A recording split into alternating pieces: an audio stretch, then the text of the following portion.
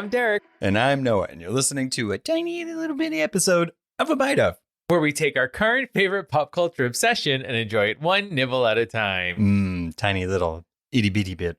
Or a big one. True. Whoa, slow motion walking. Because ants can go big and small. Yes, that is what Ant-Man has taught me. All right, before we get into our review of Ant-Man and the Wasp, Quantumania, make sure you're following us on Instagram, Facebook, and Twitter, and all the other social medias. A Bite of Pod. We got a Patreon. Like the show? Want to support the show? Just give $1 or more. Get bonus exclusive content, free stuff. We have a new series coming out that we have announced on Patreon, but just look out for it. You'll know it when you see it. Secrets. And then don't forget to rate, review, subscribe, all that great stuff. That's what gives us the emotional currency we need to continue to survive. Emotional currency of your support. Priceless. Last but not least, because I always forget this, Discord. We got a Discord. All these links are down below, so just scroll down. You'll see it. And then also bonus, Spotify is now allowing podcasters to do polls and questions. So if you're listening to this on Spotify, just look on the episode and you can partake. There are just so many ways to interact with us. A lot. Too much. Come live in our house. Come do yard work with us. We'd really appreciate it. All right. So let's get into this review. We got to know. Let's just lay out the plot. You got it. Local superhero and author Scott Lang is leading a peaceful and fame-filled life after the blip. Worrying mostly about selfies with dogs and his daughter Cassie, he's been taking it easy and is trying to enjoy this peaceful moment in time. Unbeknownst to him and Janet, his daughter, Hope, and Hank have been working on a project to map out the quantum realm in case they ever get lost there again. Unfortunately, the signal they have been sending into the realm has alerted past enemies of both Scott and Janet's whereabouts. Janet tries to shut the device down, but it is too late, and the insectile quintet is sucked into the quantum realm. The world within has been taken over by the nefarious Kang the Conqueror. Yo! Oh my god! Oh, Ant-Man. Okay. Spoiler alert for the MCU and Ant-Man and Quantumania-ness, except for Guardians of the Galaxy 3. We will not be talking about that. So you're fine. Spoiler alert. So let us officially take a bite of Ant-Man and the Wasp: Quantumania.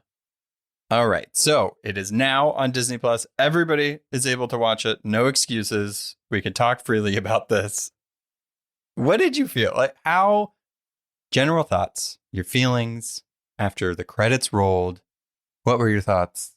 General thoughts is that I want the titles to keep getting longer. I want them to have to go back into the quantum realm. So it's Ant-Man and the Wasp: Quantumania. Here we go again. Kang's back. Let's rock.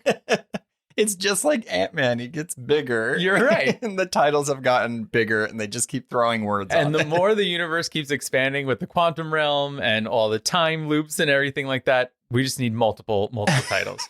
But I mean, after the credits rolled, I feel like I say this a lot. I was like, it's a fun romp.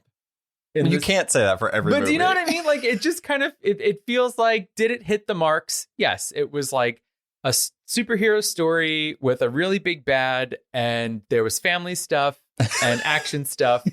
Check. So you just it's a Marvel movie. The Incredibles. Which I think had a little more emotional depth than this did. So overall, I think it was very entertaining. I think it was not the strongest, though, I would say, in the Marvel suite. Yeah, I thought it was fine. We'll talk about like how we feel about the Ant-Man trilogy as a whole. I was surprised on like how much this didn't go way out there, especially with it being the first like phase 5 thing, introducing the big bad for this saga. I have like thoughts. I'm just kind of like, oh, it was fine. I'm just kind of curious. What do you mean by like out there? Just like going really big. Oh, okay. I felt like even though we were in the quantum realm and it's technically smaller, they could have went bigger. I don't know. It just felt like it was almost missing that one thing for me. Mm. But that's kind of how I feel about it. I agree. Like it's hard now, right? Because now we're piecing together movies with television shows and then sometimes little Marvel specials and things like that. But something like She-Hulk, I feel like had more to it than this. And this is, I always think of the movies as the bigger thing, right? Than the television shows, even though they all piece together. Yeah. So I get that. I feel like I've been moved and entertained more by some of the TV shows than I did this. Yeah, the emotionalness was kind of lacking. Yeah. Yeah. So, disclaimer before we really get into this, everything happening with Jonathan Majors, we do not want to make it seem like we don't know that that's happening. All the allegations against them, they need to go through due process and everything like that. We're talking about Kang the character prior to all of this happening. We do not condone any type of abuse, violence, anything like that, regardless if it's just allegations or not. So absolutely. Now we can talk about the movie. Okay. So it was interesting to start the way, well, I guess it wasn't interesting. It was predictable that they started the movie the way they did, with just Scott being Scott. He's funny. It's the inner monologue, him walking through the streets, but the fact that not only Big Me, Little Me, the book, is also a real book in real life, it's just such a Scott thing to do. Like, of course, he would do a book and a podcast and go on tour and everything like that after Endgame. He's really the only one. I mean, we don't know what the other Avengers are really doing, but I guess what else would you do? It's kind of funny. Well, after Endgame, right, you figure like Doctor Strange and Spider-Man are dealing with their whole mess on their side of the country, and Scarlet Witch is going through some stuff. But Scott's like, I'm going to write a book. Yeah. I'm going to make a podcast. And I appreciate that. I would think that after, being blipped and being trapped in the quantum realm for years, I might want some time to just lay back and express myself creatively. Yeah. I mean, Tony's gone. That's a huge source of income that they probably have. I still want to know how the Avengers get paid. Like, do they only get stuff that's at Avengers Campus, or do they get some type of salary? It's either the Stony Tark Fund, or good old Stony Tark. Remember the days of Stony Tark? Yeah. Or you have to have a book deal. You need to support yourself in some way. I do agree with Cassie, who this time is played by Catherine Newton. I don't know why they changed the actors, but she's older now. She's the girl that played Cassie in, what was it, Endgame? It was Endgame or Infinity? Yeah, one of those two. She was just as old as her. So I'm like, why did you change the actor? She's retired from acting. Yeah, I heard that she found out that she was replaced on social media. So, oh, that's so sad. Yeah, I think a lot about being cast in these Marvel movies, and like sometimes, like if you're a sub character, being like, "Well, this is it. I guess I'll never be a hero." Yeah, but now she has like a lead role in a movie, and they're like, "Get her out." Well, that exactly. It's like, oh, this is going to be good. I know who this character becomes, and then one day your freaking TikTok is like, "Nope." But I agree with her character in the beginning of the movie. She's very much trying to do something. She's trying to be proactive. And she kind of tells Scott, like, you're not doing, like, what are you doing? You're just doing book deals, blah, blah, blah. And it's kind of true. Like, is he scared to kind of put himself out there? Does he not really know what to do? Because the Avengers aren't really a thing anymore. But I agree with her. I agree with that. He needs to, like, be proactive. I think that Cassie needs to mind her own business. Her father has been through tons of trauma. His best friends have died. And she's like, stop being a baby. I'm like, let Scott live his life. Okay. He needs to rest a little. Let's just be clear. She did lose her dad for a while. So, which should mean she should want to spend even more quality time together instead of trying to send him out on missions. It's true. Or they go together. Why not make it a family affair? She does have a suit. Secret revealed. But so, Quantum Realm. Okay. So we got the beginning. I thought it was right up there with normal Ant-Man behavior from the past two movies, especially the first one. I felt like the beginning of it felt more like the first one. Once we kind of get to the Quantum Realm, I do feel like it changes a bit. Most, if not all of this movie is really filmed in like CGI and special effects, which I don't know how. That's just a lot to like act in nothing but a blue room. Right. Things on with bone dots sticks all over your face. Yeah. But the quantum realm was fine. Like it was an exotic alien place that seemed to have no rules. I thought the creatures and everything looked cool, but Yeah, I don't know why, but I always thought the quantum realm was like multiple realms, but this seemed to just be like one sort of Tatooine-like place. It felt very Star Wars to me. You know, it's like sort of deserty, sort of futuristic, lots of random creatures cohabitating together. There was basically an entire cantina scene here. So it felt very sci-fi, very sort of let's show some funny creatures. But as far as like the mythos of the quantum realm, I felt like, yeah, it could have been more. Yeah, it's from what we know, the little bit that Janet decided to share with everybody because she's been hiding stuff Janet in her 30 years that she was down there. I'm assuming it's like the smaller you go, the more of the areas in the quantum and subatomic whatever you can get to.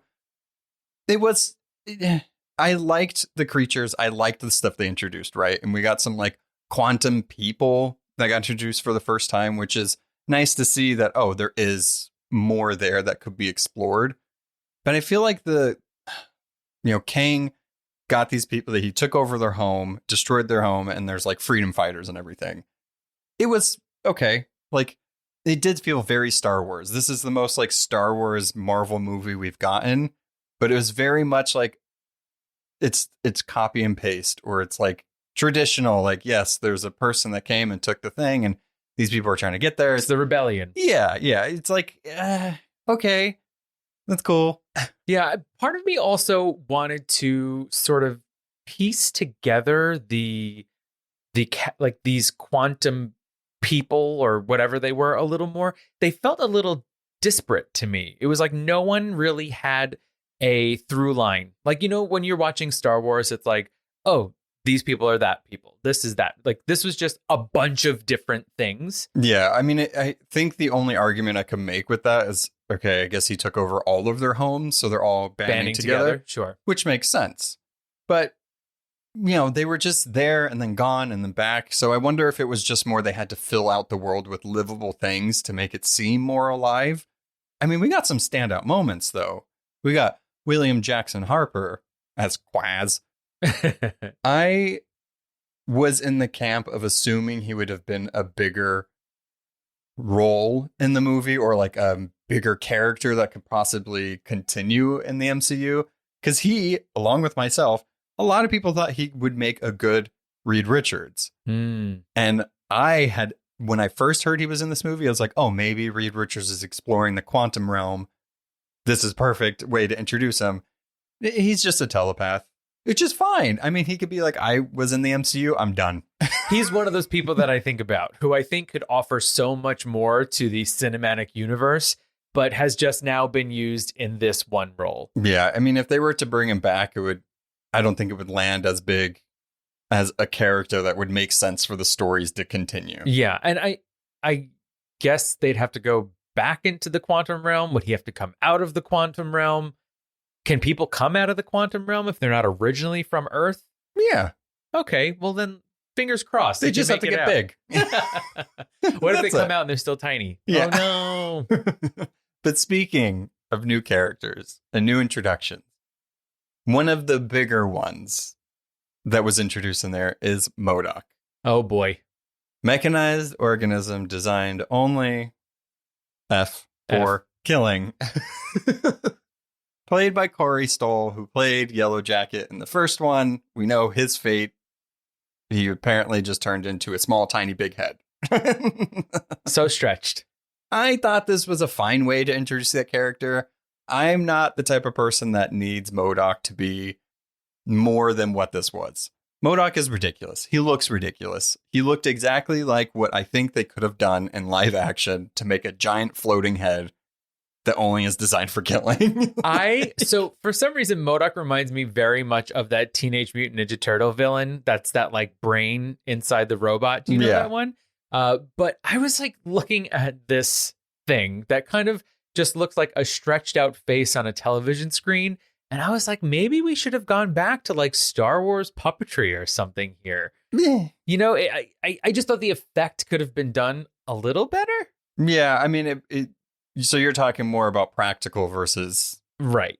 It could have worked, maybe. I mean, I think either way, it would have just looked ridiculous. Sure. Which is supposed to.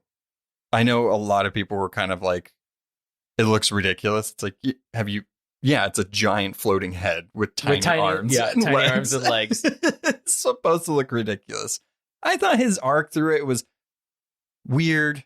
Like, he did try to murder Cassie, a child. Quite a number of times. And then, like, now he's not a dick. And all it took was Cassie, like, turning big and being like, just don't be a dick. And he's like, I'm not a dick. It's kind of just like almost like threw away the character development almost for a joke. I don't know. Yeah, I believe when we meet him as MODOK, I believe his motivation in that moment, right? He got banished to the quantum realm by Ant-Man. He's furious. He wants to enact revenge. By getting banished to the quantum realm, he's now ahead, which is upsetting, I would think. I also want to know where he ended up getting his whole metal getup from, but whatever. We don't have time. Kang gave it to him? Oh, I think you were in the restroom whenever that happened. We got to see his tiny little butt.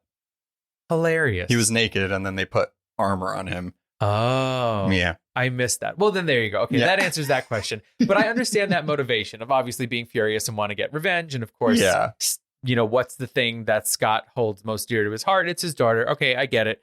But yes, I agree. We had that arc. And then what? Because he was losing, he was like, oh, yeah, I'm going to just kind of stop. I mean, if you've ever watched MODOK, the Hulu show, Patton Oswalt voices MODOK, it's hilarious. It's like very much a not cow and chicken, robot chicken take on like a Family Guy almost. It's really funny, but MODOK is silly. I just think that like they made him super silly in this one when like, you know, Darren wasn't silly like that. Very serious. So I don't know if like just becoming a head made him like ridiculous. Maybe the quantum realm just like messes with your brain or something like that. He's just like so hell-bent he cannot see anything but his rage. Yeah, it was I think he was funny. It did its thing. I don't think I need more MODOK. If it does happen, fine. But yeah, I will say though that I thought Cassie, following in the footsteps of Scott in many of the Avengers movies, really did give the sort of laughter, like the lines of laughter, you know, like that whole thing about don't be a dick and then drink the ooze. Like she kind of got to deliver some of those one-liners that were funny. Yeah, that Scott probably normally would have. Exactly. Yeah, I think Catherine Newton was great as Cassie.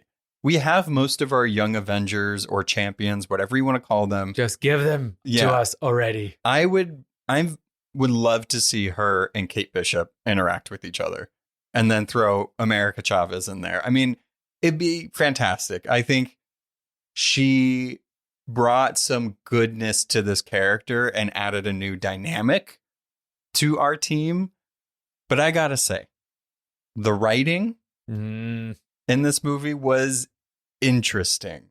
When it came to Kang, it was fine. Like the lines, not the delivery necessarily, but the things that were being said. But, you know, Scott and Cassie just kept calling for each other for like most of this movie.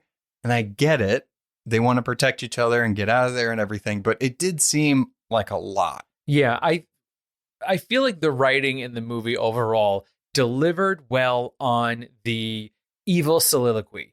It delivered well on the action sequences. But what it lacked was the heart in a lot of it. I think a lot of it was real. You could see that in the relationship between Cassie and Scott. And their faces.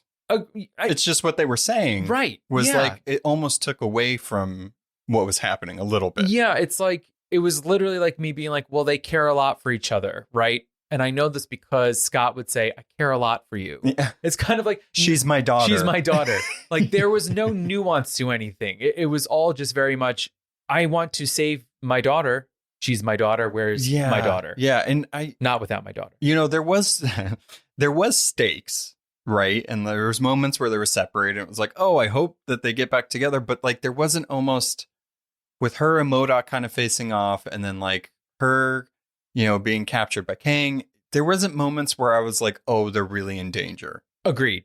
Did that feel weird? Yeah. Am I the only one? No, not at all. And I even think there were like some things that were like a little confusing. So they end up going into the quantum realm together, right? Scott and Cassie, and they find each other and they're sort of captured by this rebellion.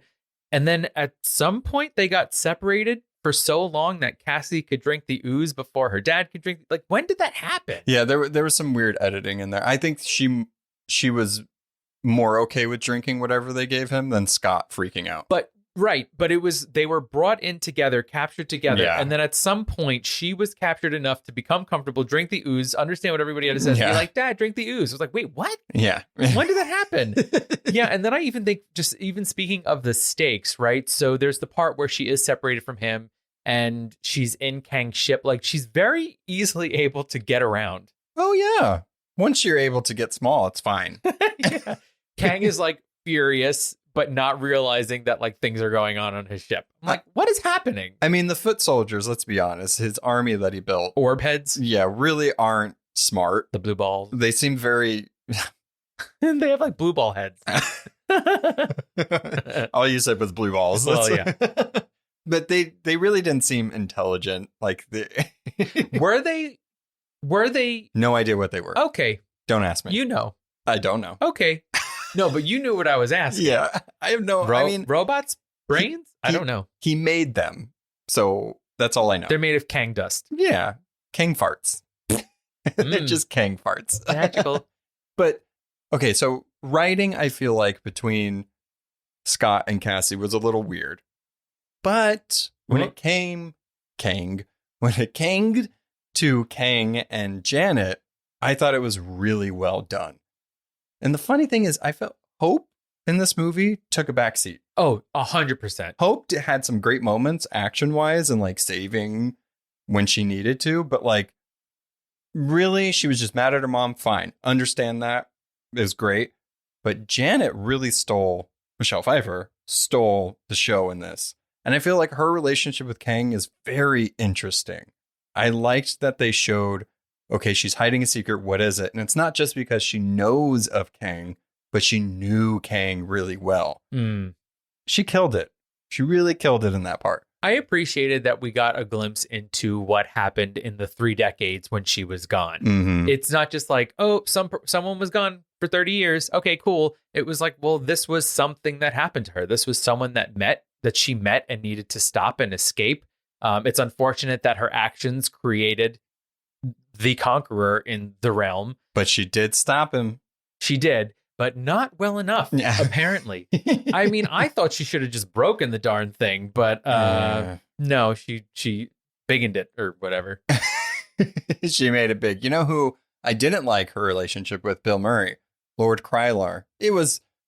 it just seemed like Bill Murray was just in there to be Bill Murray, and then he got his paycheck and left. I mean, that's the thing with Bill Murray. I think Bill Murray is now in things to be Bill Murray, and they sometimes just put like a magical cape on him. The audience goes wild. Yeah, I mean, it's fine. I don't have anything against him. I just thought, I was like, okay, fine. And also, like, he sort like he double crossed her, but then they got away, so it was fine. Yeah, it's fine. Well, I think he got eaten. He did. Yeah. They made that thing that he ate big. Yeah. Which that was probably the most heart-wrenching scene. When he ate the little creature. And you heard it crunch and cry. Yeah. And it was scared for its life. It was terrible. It's like when they killed the shoe in Who Framed Roger Rabbit. Yeah.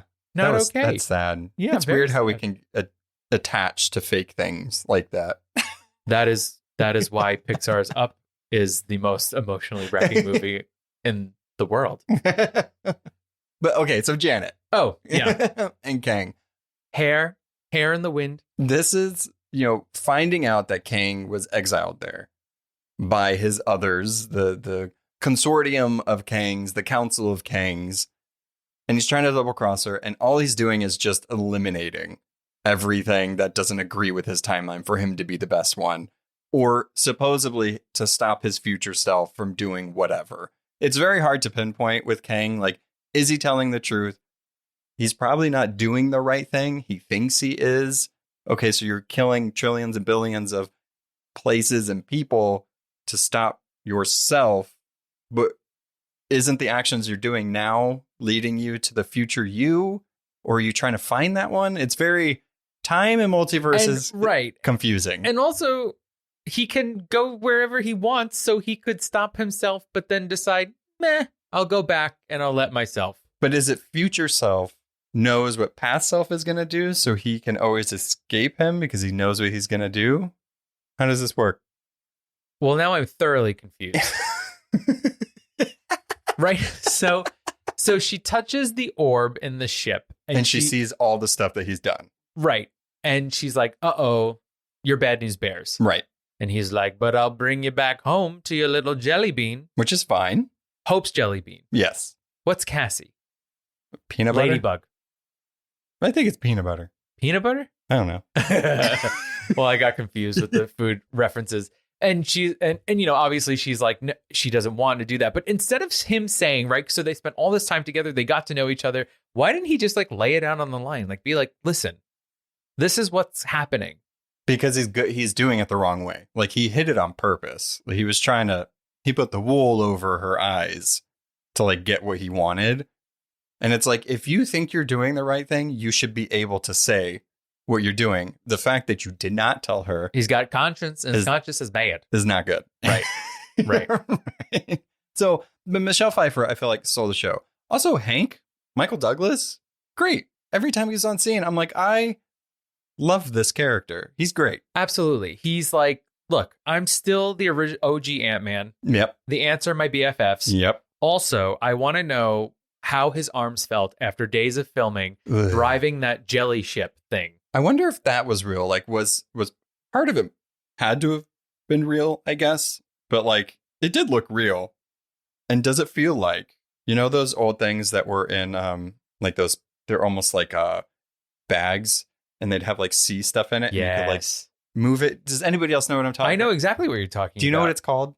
Bag of sea stuff. No. Jelly fun good time rolly bag. Yeah, like it had a hole in the middle, but it was It was like it was like a infinite loop of jelly. Yeah. So that's what came to my mind when he stuck his hands in there, because I would always try to like stick my hand in that and it felt weird, and I was just like, I know what he's feeling. That's another thing about this world. It's very like chaotic. Well, no, it's everything is a mix between machine and organic. Yeah, which is cool. What's very cool, right? Yeah. Buildings can walk and come alive. And did you see this scene? No. In one of whenever Kang's people found the freedom fighters, did you see, maybe it was at the end, but one of the buildings holding another building. Yeah, because it died. It was terrible. It's so sad. It's very sad. Again, I felt for a building more than I felt for Scott and Cassie. I mean, is it because we ultimately know that Scott and Cassie will be fine? I think so. Right? So it's kind of like, all right, come on, let's get through this. We know what's happening. You know, that's an interesting point, though, with these movies. I think with titular characters like that, they've conditioned us almost to be like, they're gonna be fine. It's more about like where they're going to then set up the next thing. I know Ant-Man's gonna be fine. They're not gonna kill Ant-Man in this movie. And they're not gonna kill Cassie because she just got introduced. You know, so it's like, it's fine. I was scared for Janet and Hank.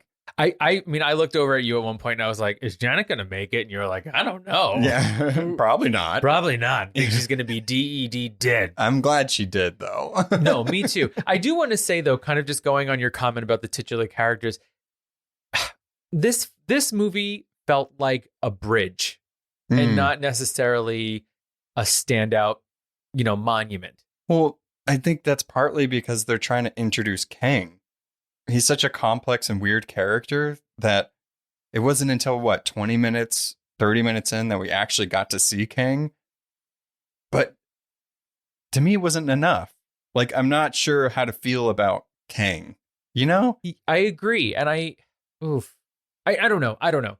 The Kangs that we see, right? They almost feel a little comical. Right.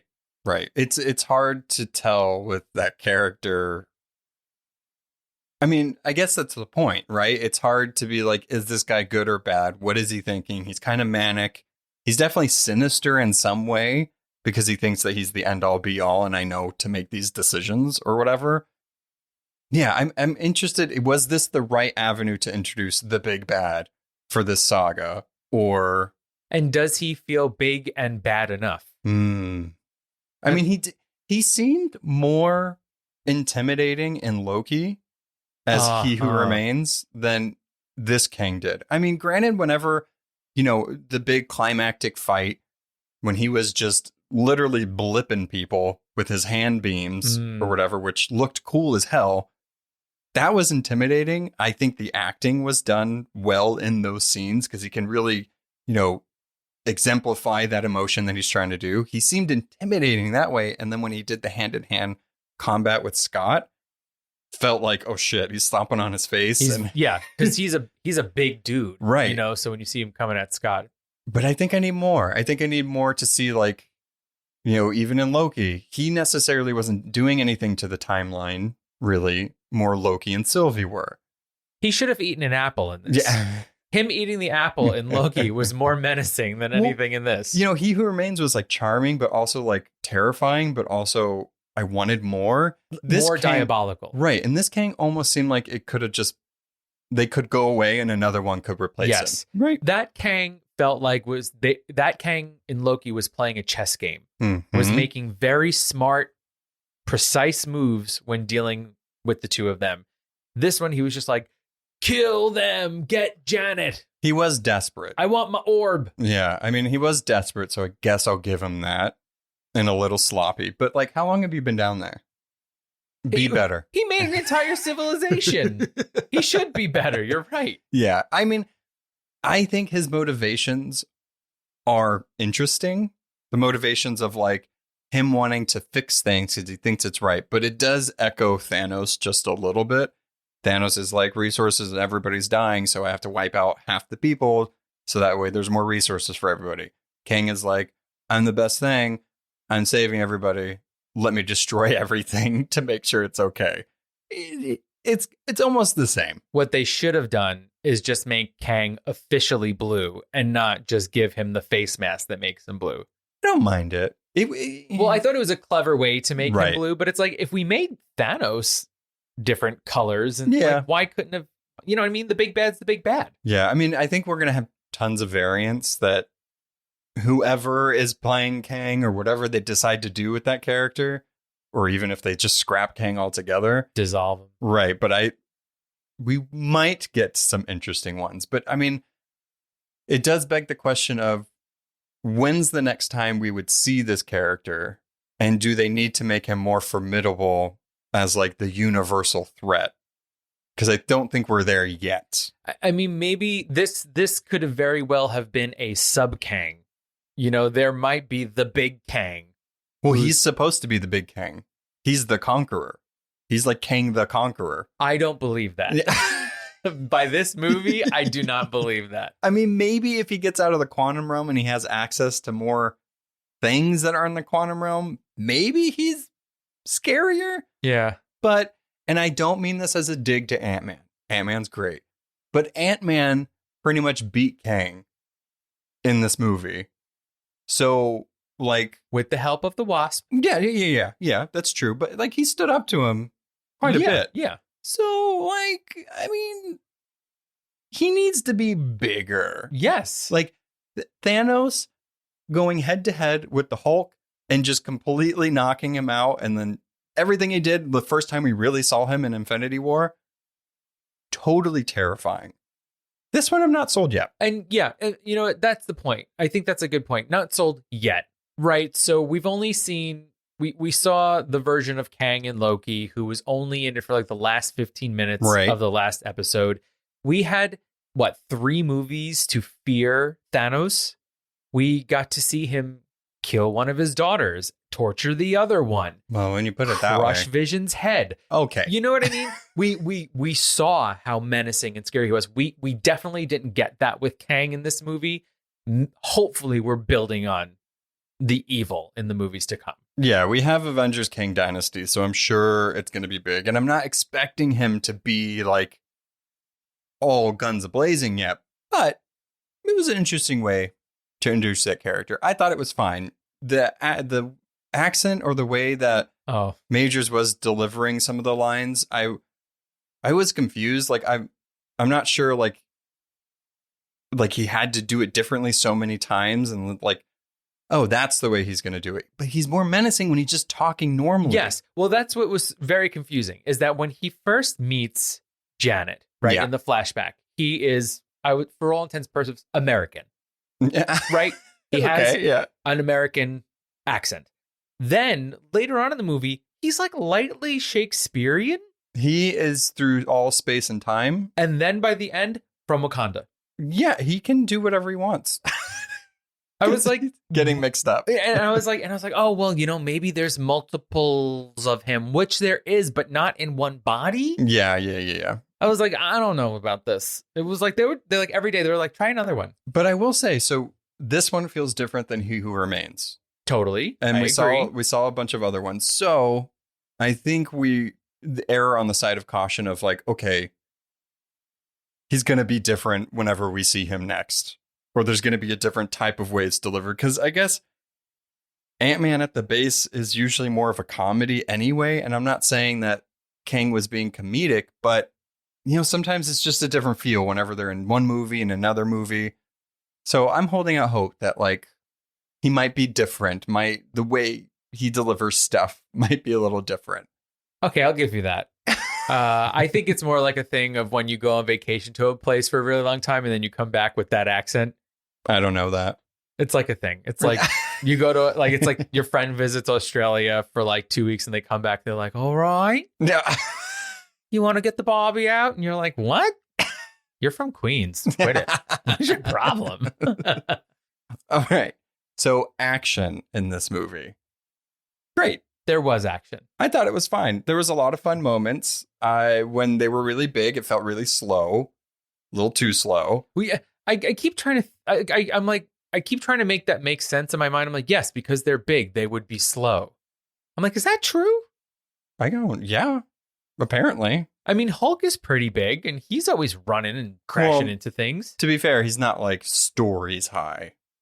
Do they ever talk about if it hurts? Well, your metabolism, like you burn off everything when you're big. That's why Cassie, when she was doing it for the first time, like fainted. And that was another funny thing, the whole citrus conversation about wanting to be hungry and wanting citrus. But yeah, there was a lot of big stuff. There was a lot of little stuff. I also like the little sort of training that he was giving her of how to punch people in the face. Yeah, it's like jump big, jump big. Yeah, that's great. It was CGI heavy, but I think they were smart in the way that they did some of it. There was moments where it felt very isolated, very close counters fighting, and then big, massive fights. Yeah. What did you think of the portion when they went into the orb and they were in the probability storm or whatever they called it? I thought that was fine. You had to have your hero moment. He was figuring it out. He needed, hope to really center his mind. Yeah. I thought it was neat. It was a cool thing to do. I'm not sure if that really it means anything outside of this movie, but it was funny. Like there was funny just moments, fun and funny, yeah. And it was cool to watch. And it was very ant-like, building a bridge and going up. Good point. It was fine. That's the hero moment. That's the moment where like the hero's down in his luck, or like he lost his powers, and like he just needs to believe in himself. He's gonna have to give in to the enemy. Oh no. Yeah. So even that though, like the deal felt okay. Yeah, you have to do this thing for him. I wish it was almost like a heist, a bigger heist or something, because that's like the roots of Scott Lang. That's the roots of this Ant-Man. So I almost wish it was like he had to like, I don't know, go somewhere and steal it, or go into Kang's place to steal. That's kind of what I was hoping, but it was fine. Yeah, a lot of it was just sort of people honoring or not honoring their word. Right. If you go in there, I won't kill you and I'll give you your daughter. Which is a great message. Our word is our bond. Very true. Which he literally said in this movie. Make a promise, don't break it. How you lose friends. But the standout, the ants. The ants. Heroes. They're amazing. And Hank just waltzes in. He's like, oh, here, Kang's going to get taken out by some ants. You know, he said these ants set up the most well-working society. It took them one day, which was for them 1,000 years. But they just had all the answers and we're the fools. And now they're going to save us all. And I believed every second of it. They had their little Ant-Man helmets, their Ant-Man helmets. And they were like, let's do this. Yeah. See you never, Kang. Die.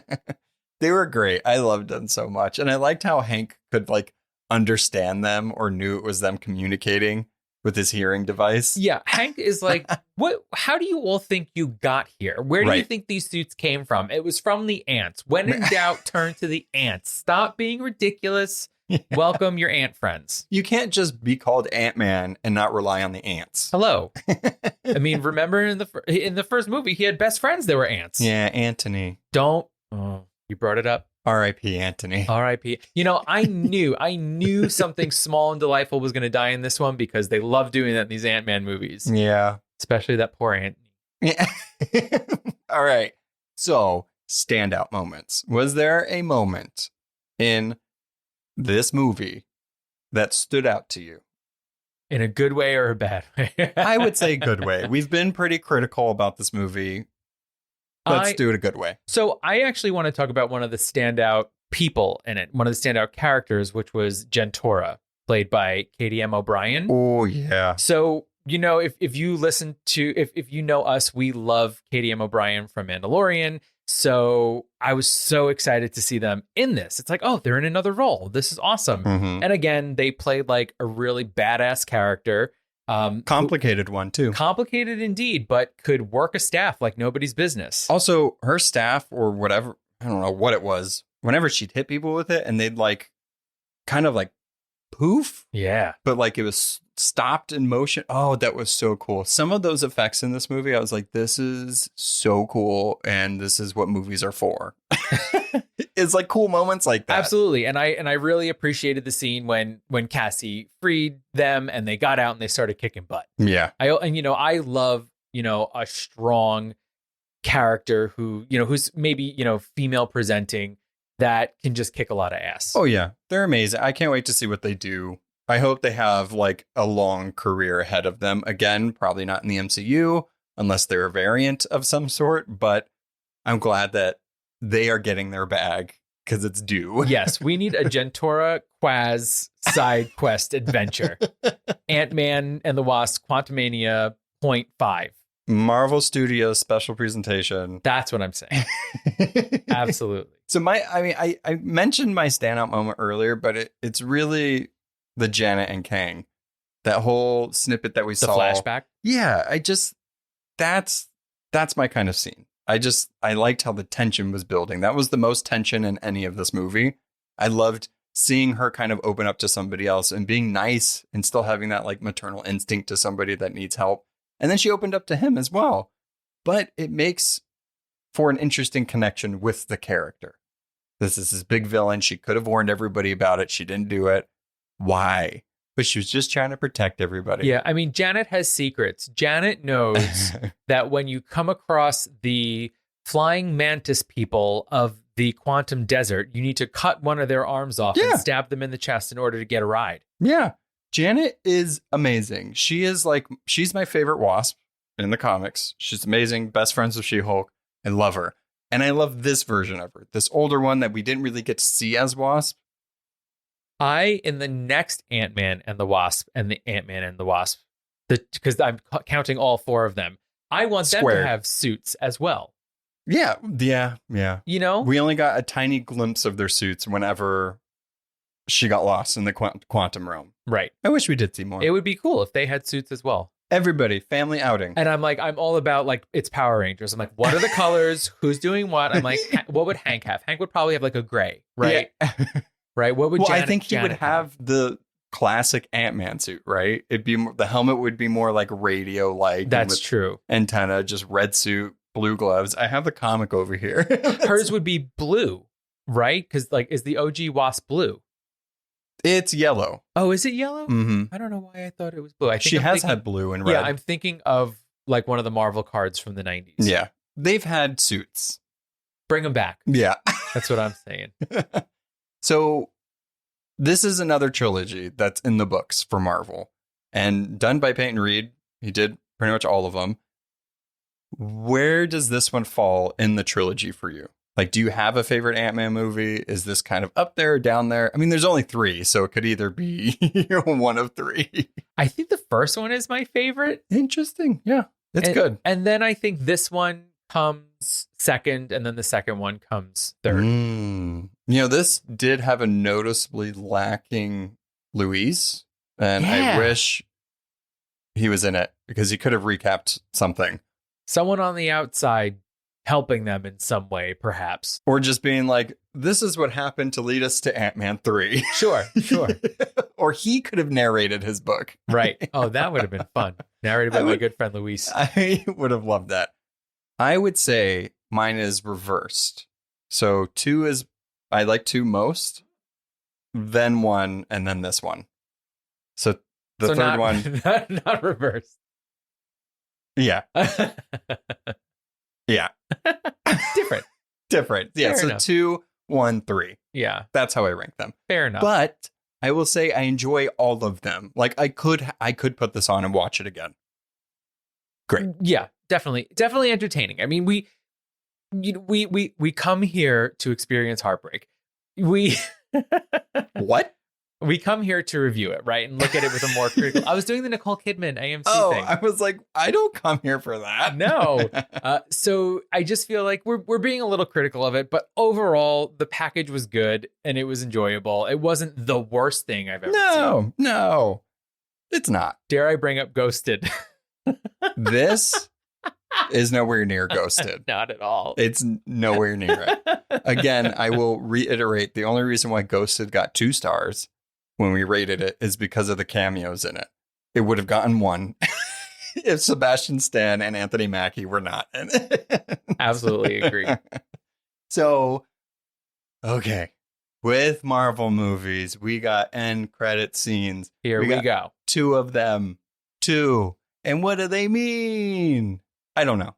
They were all about Kang. Yeah, which is fine. Because I guess you're right. If this is the next big bad, we need all the Kang content that we can get. I was hoping for 1 or 2 other sort of Marvel friend appearances. I think they don't know, like, they know where they're going, but I feel like they're kind of nervous to put people in, like, things because they might not be in it. A lot of this production stuff has been, like, changing so much even after they announce it.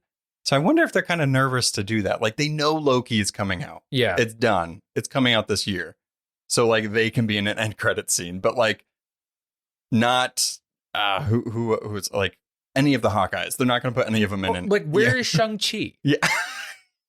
Right? It was like at the end of Shang-Chi, we got a scene with him and Katie being whisked off.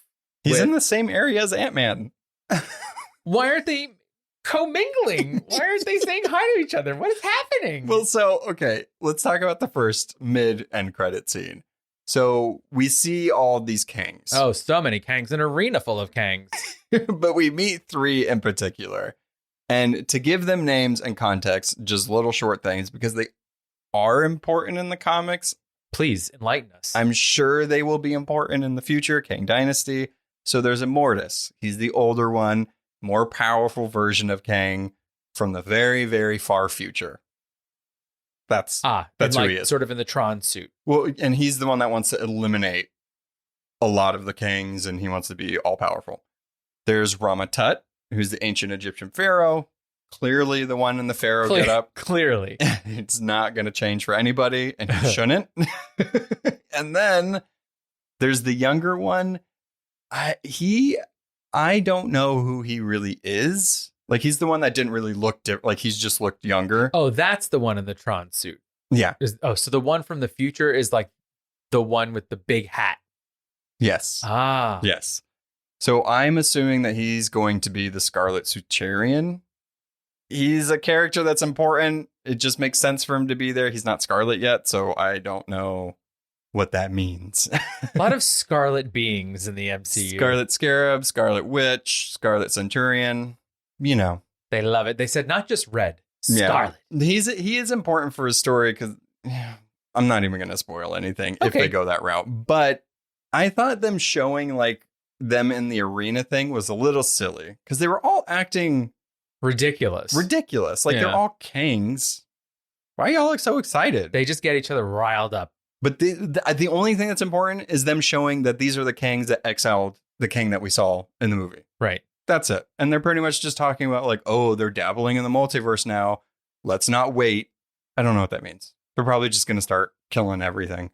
This was one of the end credit scenes that when I watched it, I was like, I don't know what this means in any way. We'll see. Yeah. Do you know what I mean? Like, yeah. It's kind of like sometimes you'd be like, oh no, my gosh. So I think it was misleading a little bit because there's lines that I guess would be important. Like all he said was like, they're touching the multiverse now. That's the most important thing about it. But there was so much going on that it's like, okay, what are you guys meeting about? Like what? What's going on? Could this meeting have been an email? Yeah. You told everybody to come. Couldn't you just tell them? Reply all. So that one was fine. The second one was my favorite one. That was fun. Mostly because we see Mobius and Loki again. Hanging out. Besties. But we get to see Victor Timely, which he's a variant of Kang. He goes back into like 1901 Wisconsin, builds a town, becomes the mayor, introduces technology. He's a fraud by going back in time to be like this figure to like introduce all this stuff. But I did like that we got a taste of maybe what's happening in Loki too. Exactly. They're hunting for Kangs. They're trying to figure stuff out. And I liked that Mobius was like, this can't be the guy. He seems fine. And Loki's like, no. That's him. That's him. I'd know that face anywhere. Yeah. Yeah. I think it's exciting. It's setting stuff up. I don't know where it's going to go from here, but you know, it would be fun if in Loki 2, because this was like sort of black and white sepia tone. Yeah. This last scene. I hope that in Loki 2, they take a cue from WandaVision and whatever time frame they're in, it sort of changes the style of it, how they film it, the way it looks. I think that would be really cool. I hope so too. The only stills that have been released, there's very few, but I think they go to a McDonald's in like the 80s or 70s. And their outfits look from that time. This is what I'm talking about. So I hope it feel like visually. Right. It feels that way. Yeah. And even like in WandaVision, it was like, it looked like I Love Lucy. So that's how it was taped. They did it in front of a live studio audience. And, you know, maybe if they are in the 80s, it's really using that sort of grainy, what looks grainy to us now. It just wasn't high def in any way. Yeah. So I think that would be fun to play with it. Like, let's play with the style of it a little more. I think we're getting Secret Invasion this year and Loki, I believe. Super hyped for both of those. Loki season 2. I mean, Loki is top tier MCU show. It's right up there with WandaVision. I think most people agree, which is fantastic. I really hope they knock it out of the park, but it's going to be our tiptoe closer to whatever they're doing with Kang. I think we're going to get a little bit more answers in that one. Loki season 2 might be what's propelling this phase in some way, I guess. Like, how is he gonna come back? Is he gonna like be in our time, like the 616 or whatever? Like, I'm curious to see where the end game is for that character, because it's not our Loki, but it's our Loki now, right? Because the other one died. So I also want to say, with a character like Kang, you can keep like, so actually maybe Loki 2 could affect nothing because they can kill as many Kangs as they want, but there seems like there's infinite Kangs. Yeah, I mean, he went to another TVA, so it could just be a different TVA, or he rewrote time somehow. I'm excited though. Yeah, definitely. I hope it makes it more confusing, but more interesting. And I think it's hard because in the first, 2 or 3 phases, everything was so linear. Right. Everything was just, it was all leading to one thing. This movie was leading to one thing. It was heading to Endgame. Whereas this just feels a little all over the place, especially with the introduction of the television shows. So I'm waiting for it to feel a little more kind of coherent in where we're headed. I think, I think the place where we're heading is infinite possibilities, but they're also trying to like restart it in a way, having to introduce all these new characters to like carry the MCU after a lot of our characters are gone.